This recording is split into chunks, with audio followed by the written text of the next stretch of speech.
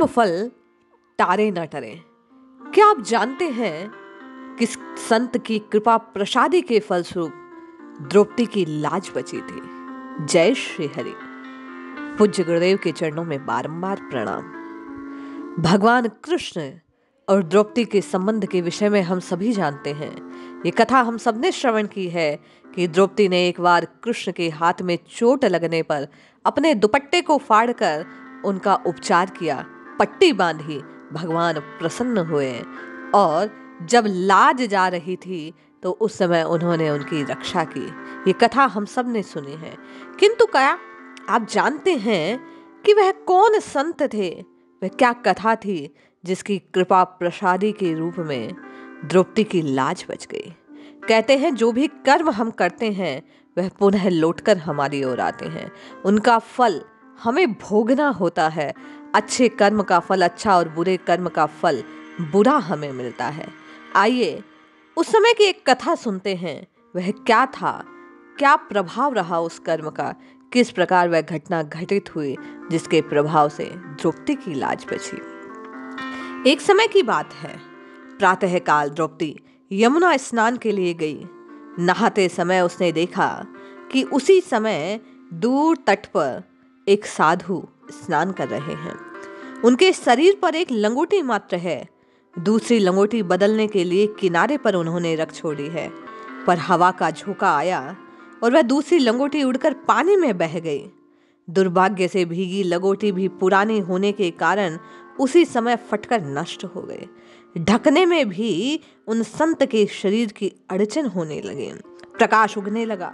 स्नान करने वालों की भीड़ बढ़ती जा रही थी। साधु असमंजस में बढ़ा वह निर्लज्ज बनकर कैसे खड़ा रहे। उसने कुछ दूर उगी हुई बड़ी बड़ी झाड़ियों की तरफ देखा और छिपकर उनमें जाकर बैठ गए। मन में विचार करने लगे, पूरे दिन मैं यहाँ छिपकर बैठा रहूंगा, रात्रि में अपने स्नान अपने कुटिया में लौट जाऊंगा। द्रौपदी ने ये सारा दृश्य देखा, साधु की कठिनाई को समझा। उसने सहायता करने की बात सोची, किंतु उसके पास भी वही एक धोती थी।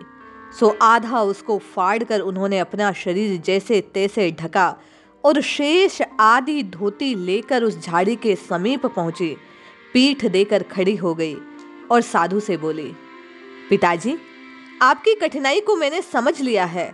अपनी आधी साड़ी फाड़कर लाई हूं, इससे आप अपना तन ढककर घर चले जाएं।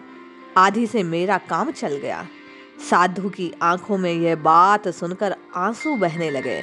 उसने कपड़े के टुकड़े को लिया, लज्जा ढकी और घर चला गया। मन ही मन आशीर्वाद देते लगा, भगवान सदा तुम्हारी लज्जा रखे, लज्जा को ढके रखे।